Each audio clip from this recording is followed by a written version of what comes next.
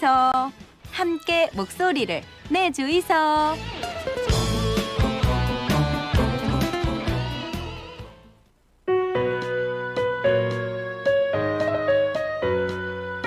자, 한 주를 마무리하는 금요일 아침 부산의 문화예술의 다양한 소식 이슈 전해드리겠습니다.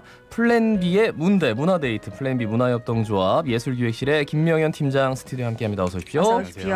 자, 오늘 어떤 소식 전해주시나요? 네, 지난 9월은 이제 독서의 달로 다양한 독서 문화에 대해서 소개를 좀 해드렸는데요. 예. 독서의 달처럼 이제 법률로 지정된 것은 아니지만 10월에 부산하면 생각나는 게 또 이제 영화잖아요. 네. 예. 이제 이번 주 수요일에 개막한 부산국제영화제 덕분에 부산의 10월은 좀 영화로 가득 찬다는 느낌이 좀 있는데요.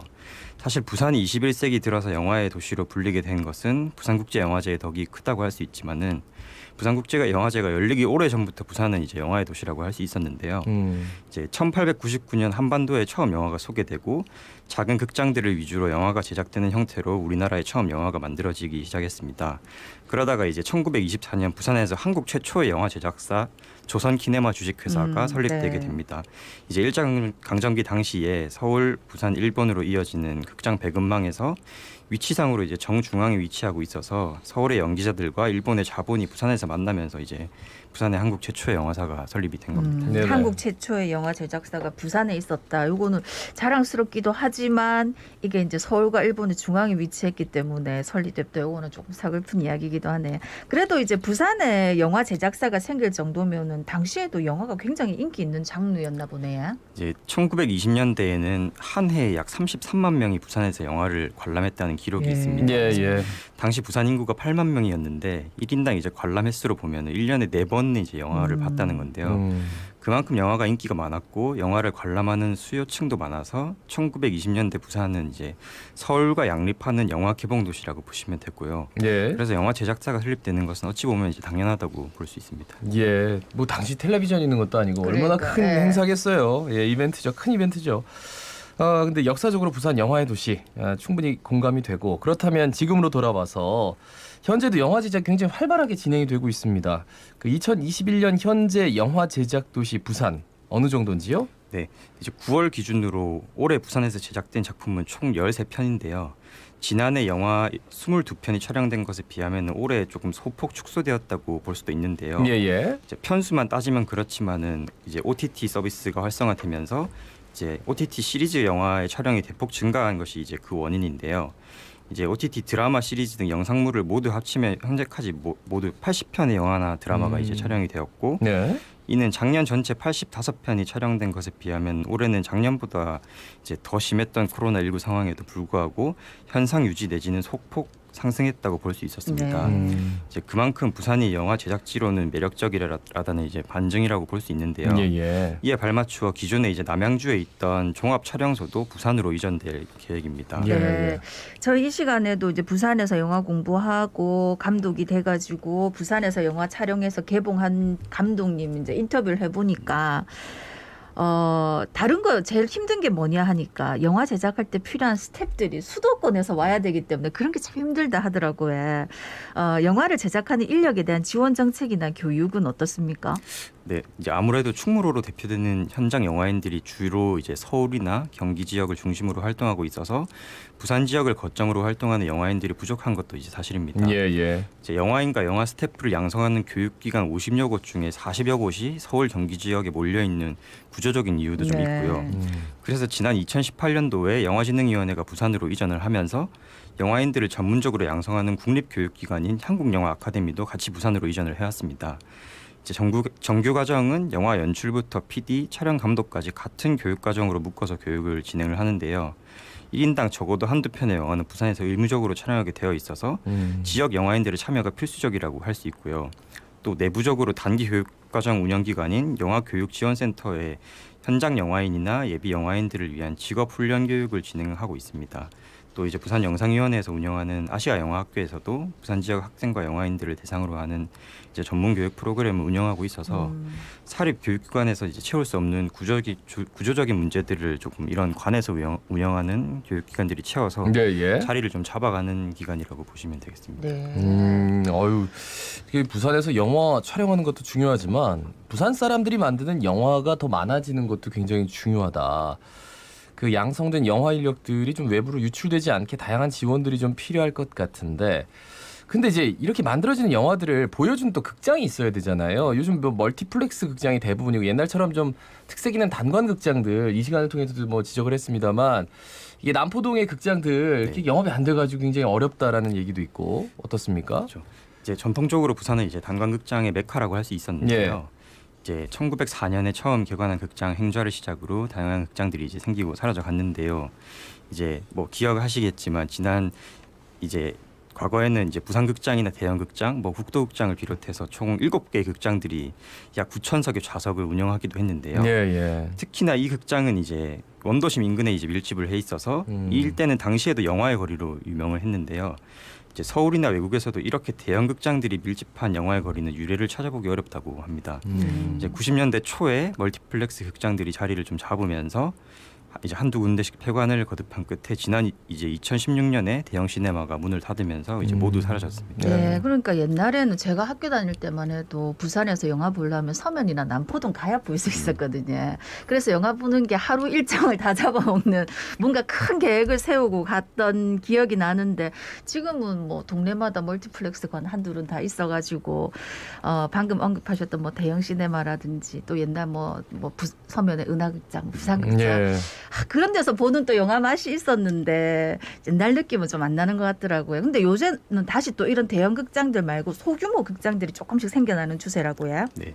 이제 옛날에 이제 프랑스 문화원이나 독일 문화원에서 조그만 강의실에서 이제 자국 영화들을 상영하던 네네. 상영회들이 이제 기억하실 분들도 계실 텐데요. 예. 관객이 이제 10명에서 20명 정도로 이제 작아서 영화 상영이 끝나면 이제 상영만 하는 것이 아니고 다 같이 모여서 이제 영화에 대해서 토론도 하고 또 영화 관련된 강의도 진행되었던 일종의 상영 행사라고 보시면 네네. 되겠는데요. 예. 이제 뭐 또 과거에 이제 수영만 요트 경기장에 위치했던 시네마테크처럼 이제 대중 영화가 아니라 예술 영화나 독립 영화들을 상영했던 공간처럼 이런 대중 극장이 아닌 규모는 작지만 뭔가 컨셉이 있는 상영관들은 이제 과거부터 사실 항상 존재를 했었는데요. 특히 최근에 등장한 이제 저는 이제 동네 극장이라고 부르는데 네네. 전문 상영관들은 아니지만 편하게 이제 소파에 앉아서 이제 극장에서 상영하지 않는 영화들을 상영해주는 소규모 극장들이 점점 이제 늘어나는 추세에 있습니다. 늘어난다는데 왜 이렇게 제 눈에는 안 띌까요? 너무 소규모라 그런가? 예, 좀 소개해 주세요. 오늘 처음 듣는 분들도 있을 것 같아가지고. 네, 이제 부산의 대표적인 작은 영화관 하면은 중앙동에 위치한 모퉁이 극장을 네. 이제 들수 모퉁이 있을 텐데, 극장. 네. 여기도 이제 상서 극장은 아니고요. 일종의 영화 커뮤니티 공간에 더 가까울 텐데요.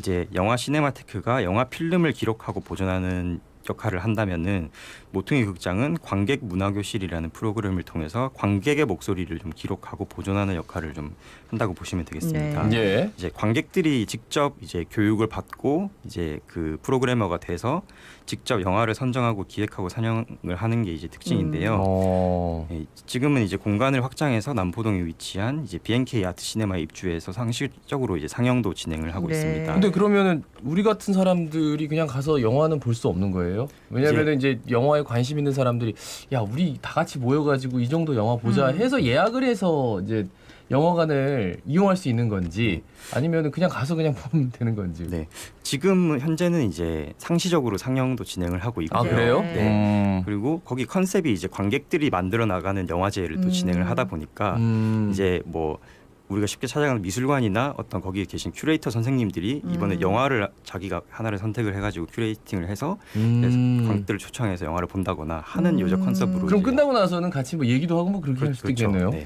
아니 그러면 우리가 이제 그런 모임을 하나 만들고 싶어도 뭐 저작권 문제나 이런 것 때문에 뭐 어떻게 하는지 잘 네, 모르겠는데 네. 여기 가서 도움을 청해도 되겠네요. 그럼요. 네. 뭐 또 있다면서요? 네. 이제 또 다른 공간은 이제 광안리에 위치한 영덕스 클럽이라는 공간인데요. 영덕스 클럽이요? 이제 이름이 예. 재밌습니다. 예. 영화를 좋아하는 덕후들의 클럽이라는 뜻의 예. 이제 영덕스 클럽은 이제 광안동 주택가 한가운데에 위치하고 있는데요.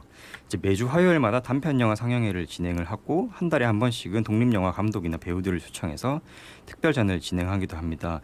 이제 청년들이 좀 많이 찾는 광안리 인근에 위치하는 조금 해서 방문하는 관객들 대부분이 20, 30대 이제 청년들인데요. 예. 일종의 청년 문화 공간으로 분류해도 될 것 같습니다. 이제 마지막으로는 부산 북구에 위치한 무사히인데요. 무사히. 네, 영화관이나 서점, 모임방, 카페 요 네 가지 공간이 한 네. 건물 안에 다 같이 있다고 보시면 됩니다. 예. 이제 일종의 이제 복합 문화 공간이라고 이제 볼 수 있고요. 예. 여기도 이제 20석 남짓 이제 작은 좌석으로 멀티플렉스 극장에서 찾아보기 힘든 독립영화 예술 영화들을 위주로 이제 상영이 진행됩니다. 그러니까 청년 문화 공간 이렇게 해버리면 또 영덕스 클럽 이렇게 해버리면 제가 들어가기엔 장벽이 좀 높아 보여가지고 저 같은 사람 가도 좀 환영받을 수 있을까요? 뭐 영화를 보는데 뭐 이렇게 신분증 검사를 하진 않는데 아니 불이 켜졌잖아요. 불 끄기 전에는. 이 영덕스 클럽에서 영은 영화를 좋아하는 애, 영이라는 거를 예. 젊으면 영이 아니다. 그래도 조금 이제 너무 세대 차가 날까 걱정을 하시는 분도 계시겠지만 어쨌든 부산에도 모퉁이 극장, 영덕스 클럽, 또 무사히. 무사히 요런 북구에 작은 위치한 극장들이 무사히. 있다. 예. 네. 사실 이제 이런 작은 극장들이 요즘 같은 때 어떻게 보면 더 부담 없이 방문할 수 있을 것 같다 하는 생각이 듭니다. 자, 이번에는 부산국제영화제 이후에 10월에 개최되는 영화제들 소개해 주신다고요? 네. 이제 먼저 오는 이제 10월 28일부터 31일까지 BNK 이제 아트시네마에서 열리는 부산 평화영화제입니다.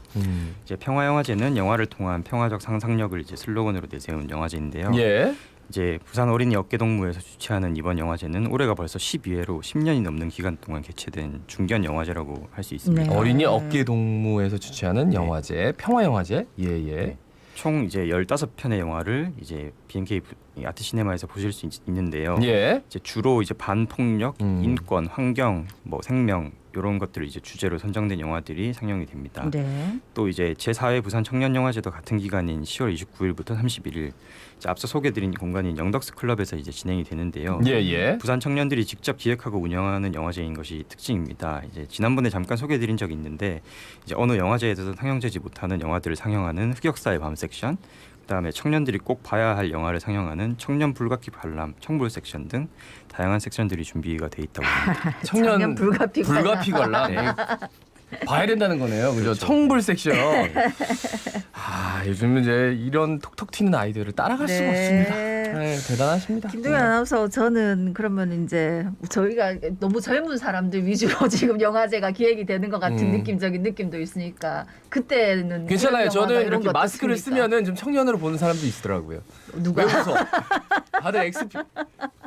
죄송합니다. 예, 자 오늘 플랜B 문화예술협동조합의 예술기획실 김명현 팀장과 함께 말씀 나눴습니다. 고맙습니다. 고맙습니다. 자 오늘 정말 정직한 선곡 마지막 곡 준비했습니다. B2B의 무비 남기고 저희는 물러가겠습니다. 예, 뭐 영화제도 열리고 있고 또 곧 이제 내일부터 또 주말이니까 우리 그래도 안전하게 잘 지냅시다. 네. 자갈 찾으면 17,741의 박성원이었습니다. 아나운서 김동현이었습니다. 오늘도 힘찬 하루 보내십시오. 고맙습니다. 고맙습니다.